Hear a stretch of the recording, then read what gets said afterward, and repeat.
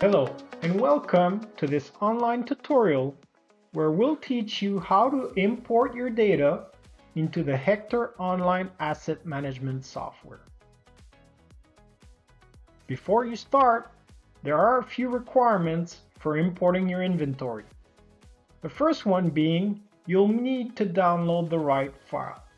Let's see how we can do that within the app itself. Once you're inside the Hector Asset Management software, you'll head on over to the Settings section. You'll scroll towards the middle of the page within the Data Management section, where you'll see the data import. Once inside, you'll have a tab that contains the different sections of the software. In our tutorial, we'll be looking to do the inventory import. So we'll click on the Inventory tab, and then we'll click on the link right here to download the Excel template. The second step to import your inventory is you'll want to create any attributes in the application before you set out to import your data. Attributes can be anything from a warranty date to a serial number to any other field where there's data that you'll want to capture as part of your data import file. Attributes can be found within the Settings section, right under the Customization in the Attribute section right over here. In our example, we created a serial number attribute where we'll be storing the serial number of the assets we'll be uploading. The last step, and this is entirely optional, is adding your users before you import your data.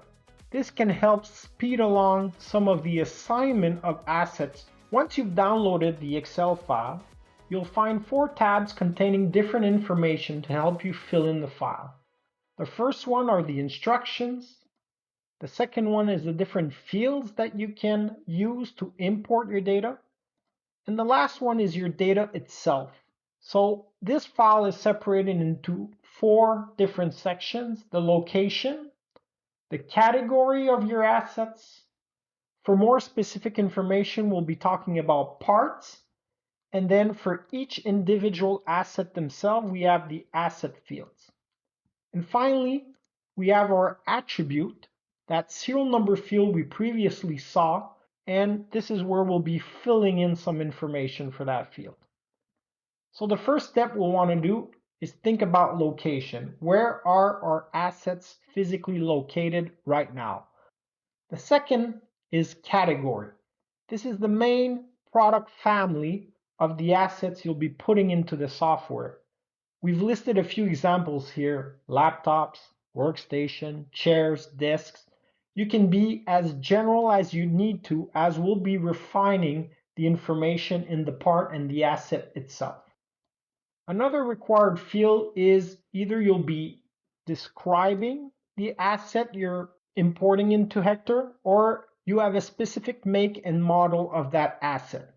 So in our example, you could be importing USB keys, which are more of a generic description, or you could be importing specific products into Hector.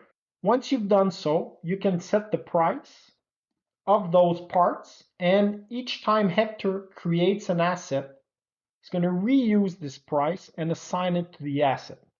The asset tag fulfills this function. So this is where we'll be either importing your existing numbers.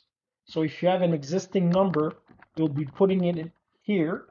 Or if you want the system to generate you a new number, you'll be entering a formula as we see here. You'll set up the different quantities that you have in inventory. So here you can set up multiple quantities, or if you have a single part or single asset, you'll be setting that quantity to 1. But here we have an example of that attribute we created earlier, the serial number, where we could enter some of the serial numbers for the different assets that we're creating. Once you've filled in all of the information in this import tab, the next step will be to upload this file into Hector. Once you're back in Hector, you can hop on over to the settings section. We'll go back to that data import tab, and this is where we can drop the Excel file that we've previously filled in. Hector's going to take a look at everything that's found within the file. And depending if there's any errors or not, you might get extra information shown on screen. In our case, the file was validated successfully. We found 56 lines. The next step that we can do is hit that Actions menu, click on Start Import. What's going to happen here is Hector's going to start to queue this file for import.